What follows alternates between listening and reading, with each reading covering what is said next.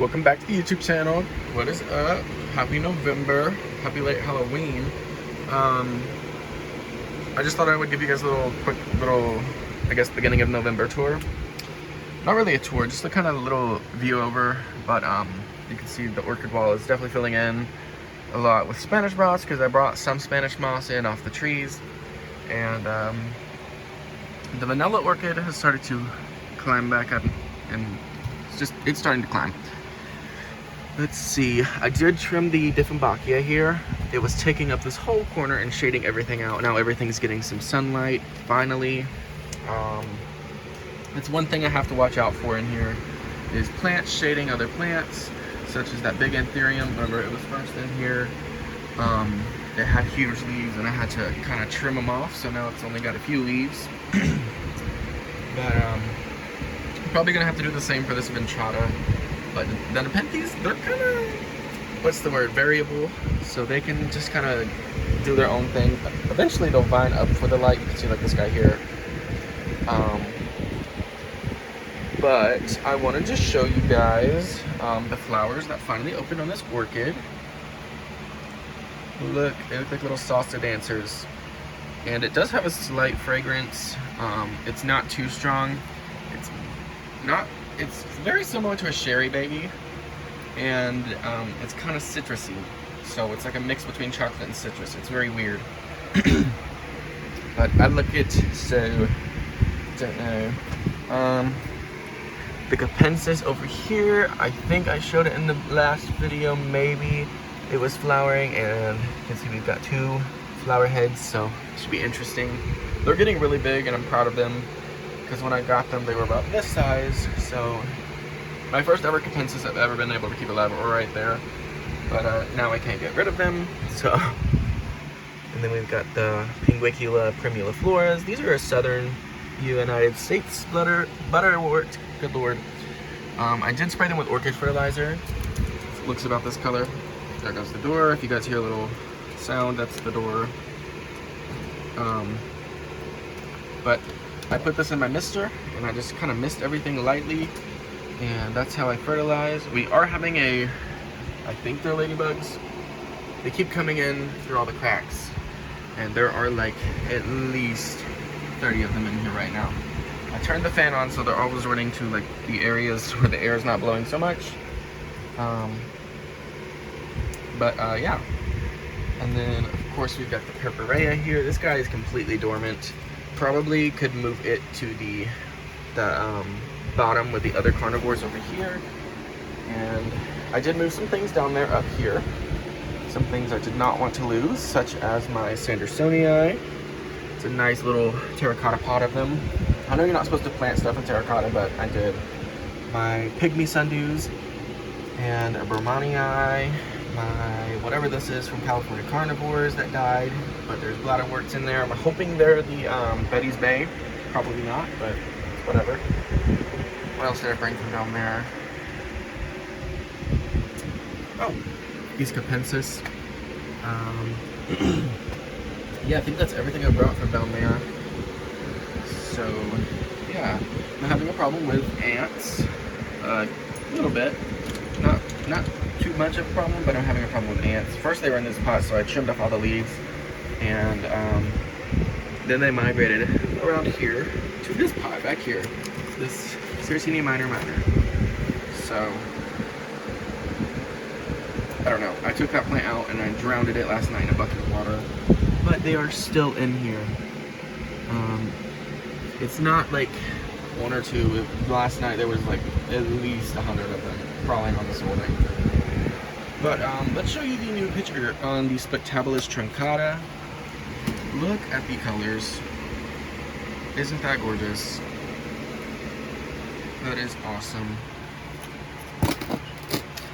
And I was looking around and I saw this little basil. It might be hard to hear me because we're right next to the fan.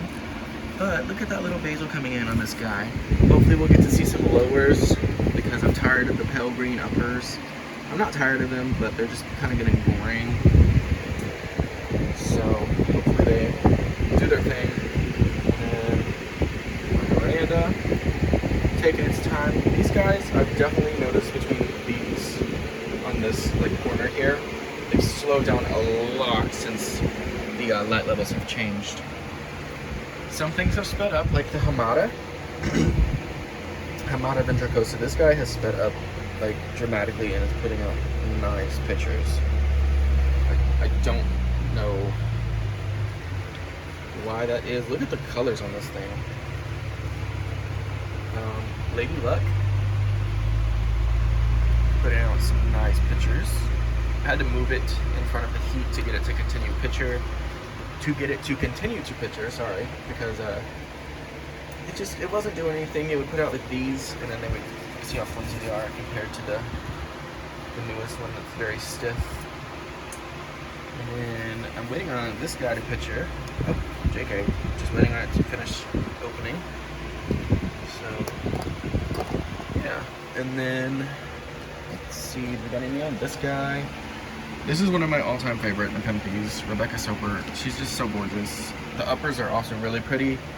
I used to have one a while ago, and sadly I don't have any more. I had to give it away whenever we moved here. But Ventricosas in this pot are looking a little bit sad. At least this one is over here. It's always looking sad. I don't know what its issue is.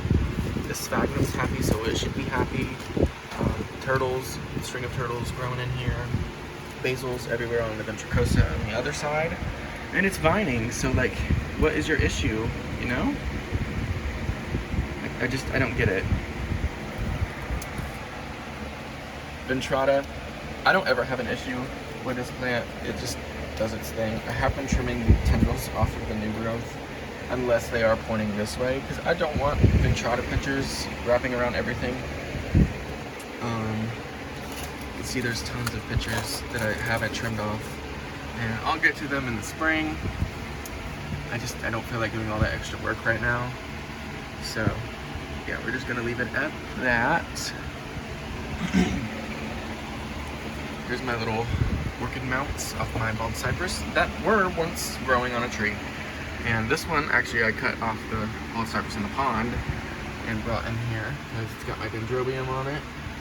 And that's a nice semi-mature dendrobium nobile. And we've got a mounted air plant that's rooted. Love that.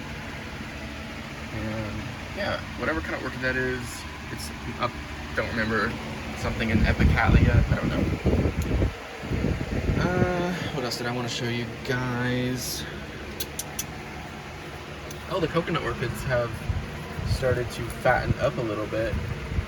So hopefully by the springtime we'll get some flowers. Waiting on Laviana to flower as well, because it just kind of has been looking like this since I got it. Which is fine, but like, do something, you know? Let's see here. What else can I show you guys? I guess I can take you over here. So back there is a Vanda that I once had here, but it ripped the hook off the wall, so of course it was too heavy. So now it's just sitting down there on the ground, and we're actually gonna come down here and look around. But oops, we've got my aloe here.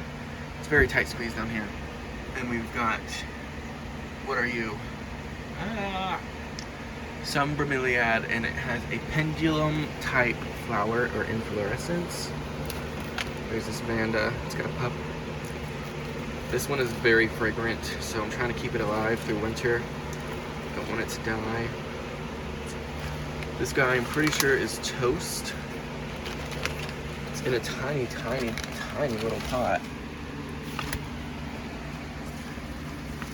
Some things are falling over, that's okay. And some things desperately need water. Oh, there's a new leaf on the Billy. That's nice. Sorry, it is a tight squeeze under there. I know you guys can't hear me right now. I brought the Washingtonia in because I didn't want it to die or whatever it's doing. So I just trimmed off all the leaves because it took off this entire corner. It blocked the fan. It was in front of the heater. I was just like, all right, this is issues. So I cut off all the leaves except for the newest one because it's going to press right up against the greenhouse wall anyways. And if we come over here, we can see my Drosera gunneriana has started to vine. I mean, it's already started to vine, but it's sending up more vines now, which is fantastic. And yeah, so hopefully this guy continues to grow until spring, I think, is whenever they start to die back. I don't remember. I'll have to watch some more cow corn videos. Leucophyllus, I have fertilized them with a little bit of liquid fertilizer in the pitchers, specifically the Hurricane Creek Whites, because I want these guys to freaking get gargantuan. I mean, the one in the back's already pretty big, but these two that I got this year, I need to be really big next year. So I'm just kind of spoiling them at the moment. Oh, there's the door again. But I watered all the orchids yesterday, so they shouldn't need water for a while. I did find a crap ton of Spanish moss seedlings. There goes the door again. And you can see one right there at the tip of my finger. And they love, I'm assuming, all of the moisture in here. So I've never seen Tillandsia seedlings like that, so they're just interesting. But here's this Oncidium spathulacum, or spathiphyllum, whatever you want to call it. And it's got nice little flowers coming out. Tiniest little flower spike. This is the normal size for them. In my opinion, at least. This is how they look naturally, wrinkled, and the new growth will be the plumpest. And then we've got my Dendrobium aggregatum, or also known as Lindii, and it's doing its thing as well. You can see the Vanda here is pushing out some new leaves. And so is this guy here. But everything just looks happy. I'm literally ecstatic with how the Venus flytrap look right now. Some of them look a little rough, but you know, it's their dormant time. They're going night-night, so they're doing their thing. Even the little B52 that I have here is so cute.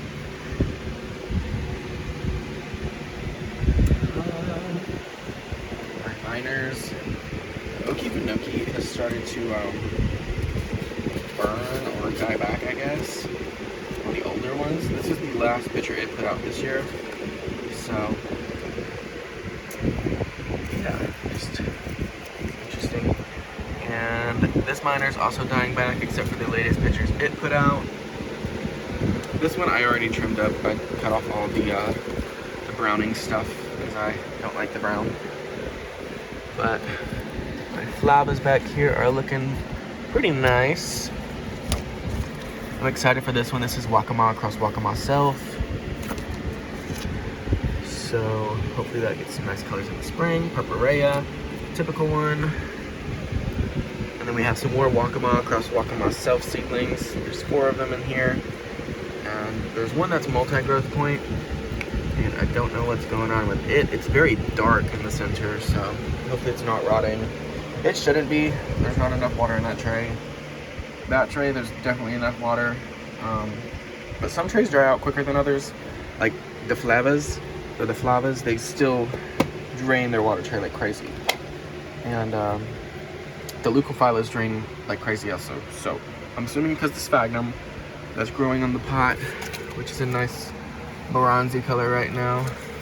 So I don't know.